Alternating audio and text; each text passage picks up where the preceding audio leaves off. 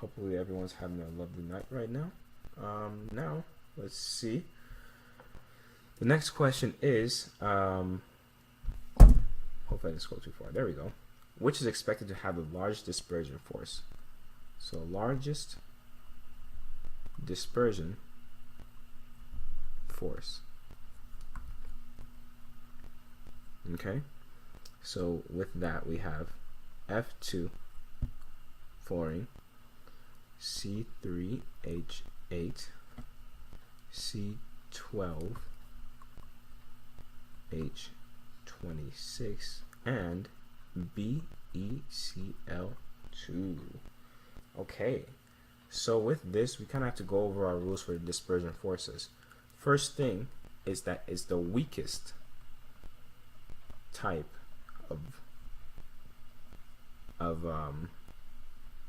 force compared to the dipole, and hydrogen bonds and stuff. Okay, it's the weakest type, so it takes the least amount of priority. Everything else, if it could make it, like if it could be a dipole bond, it'd be that over the dispersion forces. Second thing is the larger and heavier means greater dispersion force.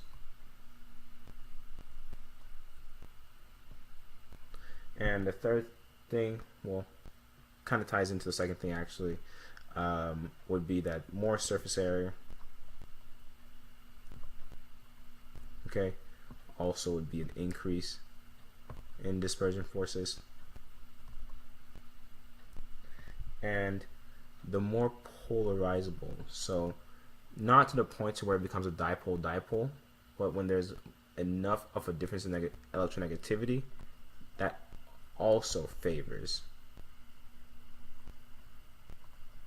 T difference increases would lead to greater dispersion force, because it'll be kind of like a plus side attracting a negative side, hence why there'll be stronger dispersion forces trying to bring these two things together.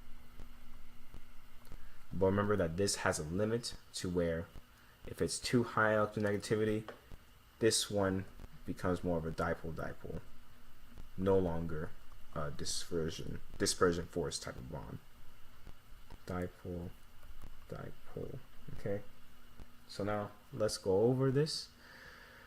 So we have F2, okay, two nonpolar things. In fact, let's go to our periodic table here.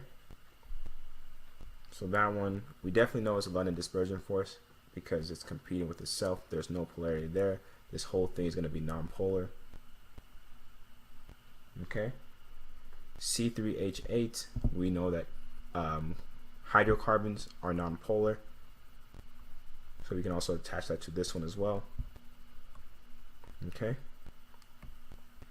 Just write it in red so that we can keep track. So 3 of these are nonpolar. Now let's look at beryllium chloride. So beryllium is an alkali metal. So it's actually a metal and a non-metal. And if you remember, that's an ionic bond. And ionic bond form dipole, as in there's definitely a positive side and a negative side. This right here is no longer a dispersion force. That one is out. So now let's base it on these 3, and let's review what I wrote about each one. So larger and heavier and more surface area, greater dispersion force.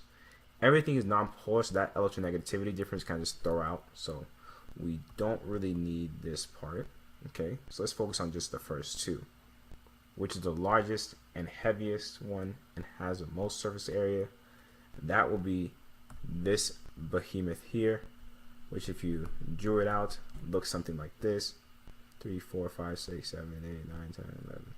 This is C12H26 versus C3H8, which would look like that, and F2 would just look like that. So this right here is our biggest one, and therefore this would have the largest dispersion force. So the answer is, well, the third choice, C. And now let's see how they did. Okay, and it did get it correct, and it did mention that beryllium chloride is ionic, so it's out. And then they also mentioned that because C12H26 is the largest one, that one is going to be our winner here.